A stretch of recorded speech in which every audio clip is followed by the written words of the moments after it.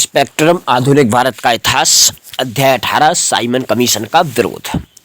भारतीय विधिक आयोग की नियुक्ति। वर्ष 1919 के एक्ट को पारित करते समय ब्रिटिश सरकार ने यह घोषणा की थी कि 10 वर्ष पश्चात पुनः इन सुधारों की समीक्षा करेगी, किंतु नवंबर 1927 में ही उसने आयोग की नियुक्ति की घोषणा कर दी, जिसका नाम भारतीय विधिक आयोग था। इसके अध्यक्ष सर जॉन साइमन तथा सभी 7 सदस्य श्वेत थे। कालांतर में सर जॉन साइमन के कारण इसे साइमन आयोग के नाम से भी जाना जाने लगा। इस आयोग को वर्तमान सरकारी व्यवस्था, शिक्षा के प्रसार तथा प्रतिनिधि संस्थाओं के अध्ययन के पश्चात यह रिपोर्ट देनी थी कि भारत में उत्तरदायी सरकार की स्थापना कहाँ तक उचित है तथा भारत इसके लिए कहाँ तक तैयार है। यद्यपि संवैधानिक सुधारों के संबंध में ब्रिटिश सरकार द्वारा अगला कदम 1929 में उठाया जाना था, किंतु ब्रिटेन की तत्कालिक सत्तारूढ़ पार्टी कंजर्वेटिव पार्टी विपक्षी लेबर पार्टी से भयभीत थी तथा ब्रिटेन के सर्वाधिक बहुमूल्य उपनिवेश के भविष्य के प्रश्न को संभवतः सत्तारूढ़ होने वाली लेबर पार्टी के लिए नहीं छोड़ना चाहती थी। कंजर्वेटिव या रूढ़िवादी दल के तत्कालिक सेक्रेटरी ऑफ स्टेट लॉर्ड बिरकनहेड का मानना था कि भारत के लोग संवैधानिक सुधारों हेतु एक सुनिश्चित योजना बनाने में सक्षम हैं। फलतः इसलिए उन्होंने साइमन कमीशन की नियुक्ति की। साइमन कमीशन ने जो स्तुतियां प्रस्तुत की उन्हें 1930 में प्रकाशित किया गया। उनमें सुझाव दिया गया कि प्रांतीय क्षेत्रों में कानून तथा व्यवस्था सहित सभी क्षेत्रों में उत्तरदायी सरकार गठित की जाए। दूसरा, केंद्रीय विधानमंडल का पुनर्गठन किया जाए। इसमें संघीय भावना हो तथा इसके सदस्य प्रांतीय विधानमंडलों द्वारा अप्रत्यक्ष तरीके से चुने जाएं। नंबर 3, केंद्र में उत्तरदायी सरकार का गठन न किया जाए क्योंकि इसके लिए अभी उचित समय नहीं आया है। भारतीय प्रतिक्रिया। भारत में साइमन कमीशन के विरुद्ध त्वरित तथा तीव्र जनाक्रोश पैदा हो गया। भारतीय जनाक्रोश का प्रमुख कारण किसी भी भारतीय को कमीशन का सदस्य न बनाया जाना था तथा भारत में स्वशासन के संबंध में निर्णय विदेशियों द्वारा किया जाना था। चूंकि भारतवासी यह समझते थे कि भारत का संविधान भारतीयों को ही बनाना चाहिए, अतः कमीशन में किसी भी भारतीय सदस्य को न लिए जाने से उन्होंने यह अनुमान लगाया कि अंग्रेज भारतीयों को स्वशासन के योग्य नहीं समझते हैं। कांग्रेस की प्रतिक्रिया। कांग्रेस के मद्रास अधिवेशन दिसंबर 1927 में एम.ए. अंसारी की अध्यक्षता में कांग्रेस ने प्रत्येक स्तर एवं प्रत्येक स्वरूप में साइमन कमीशन के बहिष्कार का निर्णय किया। इस बीच नेहरू के प्रयासों से अधिवेशन में पूर्व स्वतंत्रता का प्रस्ताव पारित हो गया। किसान मजदूर party, liberal federation, Hindu Mahasabha तथा मुस्लिम लीग ने कांग्रेस के साथ मिलकर कमीशन के बहिष्कार की नीति अपनाई, जबकि पंजाब में संघवादियों तथा दक्षिण भारत में जस्टिस पार्टी ने कमीशन का बहिष्कार न करने का निर्णय किया। जन प्रतिक्रिया। 3 फरवरी 1928 को साइमन कमीशन बंबई पहुंचा। इसके बंबई पहुंचते ही देश के सभी प्रमुख नगरों में हड़तालों एवं जुलूसों का आयोजन किया गया।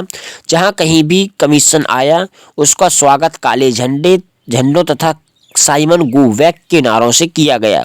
केंद्रीय विधानसभा ने भी साइमन का स्वागत करने से इनकार कर दिया। साइमन कमीशन के विरुद्ध जनाक्रोश का सबसे प्रमुख तथ्य यह था कि इसमें बड़ी संख्या में युवाओं ने भाग लिया तथा पहली बार राजनीतिक भागीदारी का अनुभव प्राप्त किया। युवाओं ने कमीशन के विरुद्ध किए जा रहे विरोध प्रदर्शनों में सक्रिय भूमिका निभाई तथा उसे क्रांतिकारी स्वरूप प्रदान किया। युवाओं की समितियां एवं सभाएं विभिन्न स्थानों पर सक्रिय रहीं। इसी चरण में जवाहरलाल नेहरू एवं सुभाष चंद्र बोस प्रमुख युवा राष्ट्रवादियों के रूप में उभरे। इन दोनों युवा राष्ट्रवादियों ने विभिन्न स्थानों के दौरे किए तथा विभिन्न स्थानों पर सभाओं को संबोधित किया। युवाओं में विरोध प्रदर्शन की चेतना उभरने से मौलिक समाजवादी विचारों के अंकुरण एवं विकास को उर्वर भूमि प्राप्त हुई, जिसका प्रभाव पंजाब नौजवान सभा, मजदूर एवं किसान दल तथा हिंदुस्तानी सेवा समिति, कर्नाटक जैसे संगठनों में परिलक्षित हुआ। पुलिस का दमन। पुलिस ने साइमन कमीशन के विरुद्ध प्रदर्शनकारियों पर दमन चक्र चलाया तथा कई स्थानों पर उसने लाठियां बरसाईं। यहां तक कि उसने वरिष्ठ नेताओं को भी नहीं बख्शा। जवाहरलाल नेहरू तथा जीबी पंत को लखनऊ में बुरी तरह पीटा गया। लाहौर में प्रदर्शनकारियों का नेतृत्व कर रही लाला लाजपत राय पर तो लाठियों के संघातक प्रहार किए गए कि वे बुरी तरह जख्मी हो गए तथा 17 नवंबर 1928 को उनकी मृत्यु हो गई। साइमन कमीशन की नियुक्ति का प्रभाव। भारतीय राजनीति में साइमन कमीशन की नियुक्ति के प्रभाव को मुख्य दो रूपों में देखा जा सकता है। पहला, इसने मौलिक राष्ट्रवादी ताकतों को जो पूर्व स्वराज के साथ समाजवादी आधार पर सामाजिक आर्थिक सुधारों की मांग कर रही थीं और उत्तेजित कर दिया। इसने लॉर्ड ब्रिकनहेड की इस नियुक्ति को कि भारतीय सर्वसम्मत संविधान का निर्माण करके दिखाए मुंहतोड़ जवाब दिया। इससे भारतीयों को इस अवसर पर असाधारण एकता प्रदर्शित हुई। वस्तुतः साइमन आयोग की घोषणा का भारतीय राजनीति पर दोहरा और कुछ परस्पर विरोधी प्रभाव पड़ा। इस जानबूझकर किए गए अपमान से सभी आहत हुए। सप्रू जैसे उदारवादी राजनीतिक और जिन्ना के नेतृत्व में मुसलमान नेताओं ने कांग्रेस के साथ मिलकर डोमिनियन स्टेट्स का संविधान बनाने का प्रयास किया, किंतु सांप्रदायिक मतभेदों में 1928 के अंत तक ऐसे उदारवादी समूहों के संयुक्त मोर्चे को तोड़ दिया। लेकिन उसी समय साइमन आयोग के बहिष्कार का आंदोलन जुझारू शक्तियों की तीव्र वृद्धि में सहायक हुआ। ये शक्तियां न केवल पूर्व स्वाधीनता की अपितु समाजवादी दिशा में अनेक सामाजिक आर्थिक परिवर्तनों की भी मांग कर रही थीं। नेहरू रिपोर्ट। 1928 में तत्कालीन भारत सचिव लॉर्ड ब्रिकनहेड ने भारतीयों को ऐसे संविधान के निर्माण की चुनौती दी जो सभी गुटों एवं दलों को मान्य हो। इस चुनौती को स्वीकार कर फरवरी एवं मई 1928 में देश के विभिन्न विचारधाराओं के नेताओं का एक सर्वदलीय सम्मेलन बुलाया गया। यह सम्मेलन पहले दिल्ली फिर पुणे में आयोजित किया गया। सम्मेलन में भारतीय संविधान का मसौदा तैयार करने हेतु मोतीलाल नेहरू की अध्यक्षता में एक उप समिति का गठन किया गया। अली इमाम, Subhash Chandra Bose, MS any, Mangal Singh, Shoaib Qureshi, GI प्रधान तथा तेज बहादुर सप्रू उप समिति के अन्य सदस्य थे। देश के संविधान का प्रारूप तैयार करने की दिशा में भारतीयों का यह पहला बड़ा कदम था। अगस्त 1928 में इस उप समिति ने अपनी प्रसिद्ध रिपोर्ट पेश की, जिसे नेहरू रिपोर्ट के नाम से जाना जाता है। इस रिपोर्ट की सभी संस्तुतियों को एकमत से स्वीकार कर लिया गया। रिपोर्ट में भारत को डोमिनियन स्टेट्स का दर्जा दिए जाने की मांग पर बहुमत था, लेकिन राष्ट्रवादियों के एक वर्ग को इस पर आपत्ति थी। यह डोमिनियन स्टेट्स के आधार स्थान पर पूर्ण स्वतंत्रता का समर्थन कर रहा था। लखनऊ में डॉक्टर अंसारी की अध्यक्षता में पुनः सर्वदलीय सम्मेलन हुआ, जिसमें नेहरू रिपोर्ट को स्वीकार कर लिया गया। नेहरू रिपोर्ट की प्रमुख अनुशंसाएं। पहला, भारत को पूर्व औपनिवेशिक स्वराज का दर्जा मिले तथा उसका स्थान ब्रिटिश शासन के अधीन अन्य उपनिवेशों के समान ही हो। नंबर 2, सार्वजनिक निर्वाचन प्रणाली को समाप्त कर दिया जाए, जो कि अब तक के संवैधानिक सुधारों का आधार था। इसके स्थान पर संयुक्त निर्वाचन पद्धति की व्यवस्था हो। केंद्र एवं उन राज्यों में जहां मुसलमान अल्पसंख्या में हो, उनके हितों की रक्षा के लिए कुछ स्थान को आरक्षित कर दिया जाए, लेकिन यह व्यवस्था उन प्रांतों में नहीं लागू की जाए जहां मुसलमान बहुसंख्यक हों, जैसे पंजाब एवं बंगाल। तीसरा, भाषाई आधार पर प्रांतों का गठन। चौथा, 19 मौलिक अधिकारों की मांग, जिसमें महिलाओं को समान अधिकार, संघ बनाने की स्वतंत्रता तथा वयस्क मताधिकार जैसी मांगें सम्मिलित थीं। नंबर 5, केंद्र तथा राज्यों में उत्तरदायी सरकार की स्थापना की जाए। केंद्र में भारतीय संसद या व्यवस्थापिका के 2 सदन हो। निम्न सदन हाउस ऑफ रिप्रेजेंटेटिव की सदस्य संख्या 500 हो। इसके सदस्यों का निर्वाचन वयस्क मताधिकार द्वारा प्रत्यक्ष चुनाव पद्धति से हो। उच्च सदन सीनेट की सदस्य संख्या 200 हो। इसके सदस्यों का निर्वाचन परोक्ष पद्धति से प्रांतीय व्यवस्थापिकाओं द्वारा किया जाए। निम्न सदन का कार्यकाल 5 वर्ष और उच्च सदन का कार्यकाल 7 वर्ष हो। केंद्र सरकार का प्रमुख गवर्नर जनरल हो, जिसकी नियुक्ति ब्रिटिश सरकार द्वारा की जाएगी।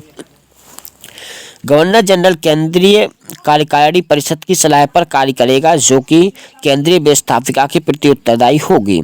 प्रांतीय व्यवस्थापिकाओं का कार्यकाल 5 वर्ष होगा। इसका प्रमुख गवर्नर होगा, जो प्रांतीय कार्यकारिणी परिषद की सलाह पर कार्य करेगा। नंबर 6, मुसलमानों के धार्मिक एवं सांस्कृतिक हितों को पूर्ण संरक्षण। नंबर 7, पूर्ण धर्म निरपेक्ष राज्य की स्थापना, राजनीति से धर्म का पृथक्करण। नंबर 8 है, कार्यपालिका को विधानमंडल के प्रति उत्तरदायी बनाया जाए। नंबर 9, केंद्र और प्रांतों में प्रांत संघीय आधार पर शक्तियों का विभाजन किया जाए, किंतु अवशिष्ट शक्तियां केंद्र को दी जाएं। साइमन कमीशन रिपोर्ट तथा नेहरू रिपोर्ट में अंतर है। साइमन कमीशन रिपोर्ट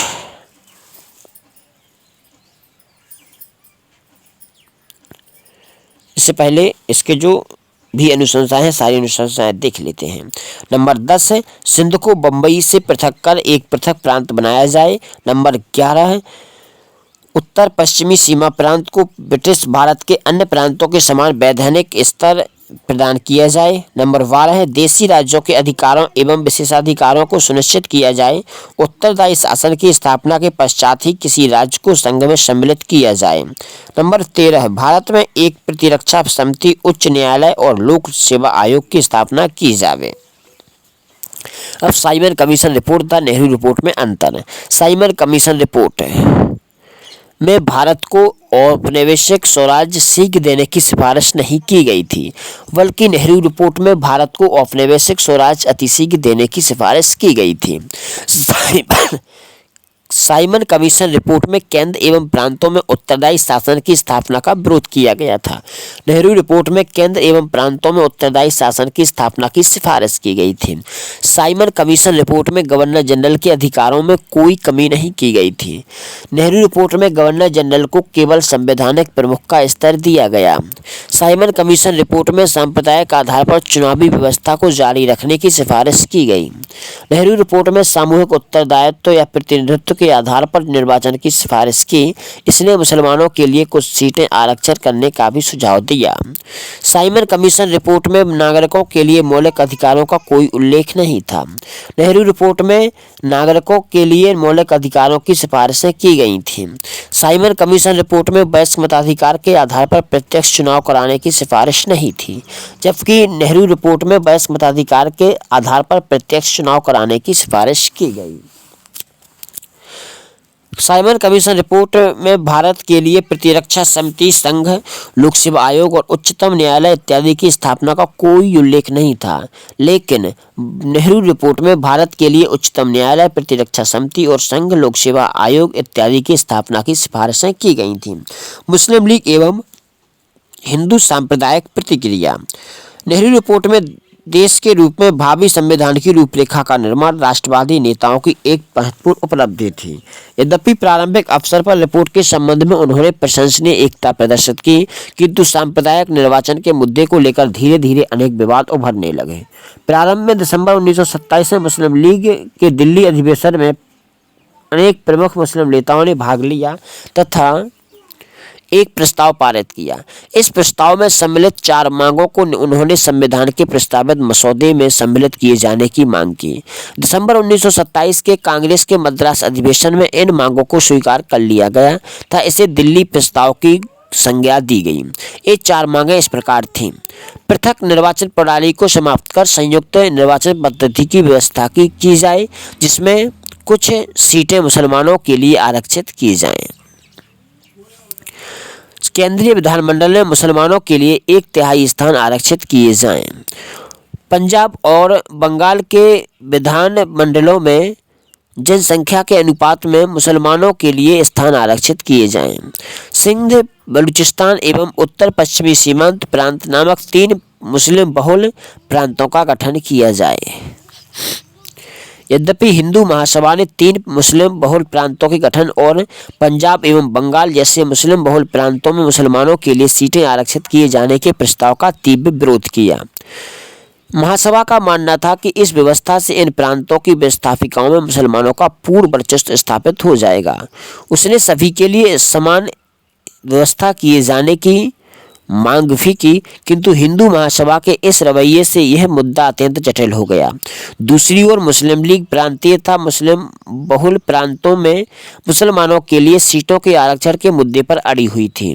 इस प्रकार दोनों पक्षों के अड़ियल रवैये के कारण मोतीलाल नेहरू तथा रिपोर्ट से जुड़े अन्य नेता असमंजस में पड़ गए। उन्होंने महसूस किया कि यदि मुस्लिम संप्रदायवादियों की मांगें मान ली गईं तो हिंदू संप्रदायवादी अपना समर्थन वापस ले लेंगे, तथा यदि हिंदुओं की मांगें मान ली गईं तो मुसलमान इस प्रस्ताव से अपने को पृथक कर लेंगे। बाद में नेहरू रिपोर्ट में एक समझौतावादी रास्ता अख्तियार कर निम्न प्रावधान किए गए। नंबर 1, संयुक्त निर्वाचन व्यवस्था को अपनाया जाएगा, किंतु मुसलमानों के लिए सीटें उन्हीं स्थानों पर आरक्षित की जाएंगी जहां वे अल्पमत में हैं। दूसरा, डोमिनियन स्टेट्स की प्राप्ति के बाद ही सिंध को बंबई से पृथक किया जाएगा। नंबर 3, एक सर्वसम्मत राजनीतिक प्रस्ताव तैयार किया जाएगा। जिन्ना द्वारा प्रस्तुत संशोधन।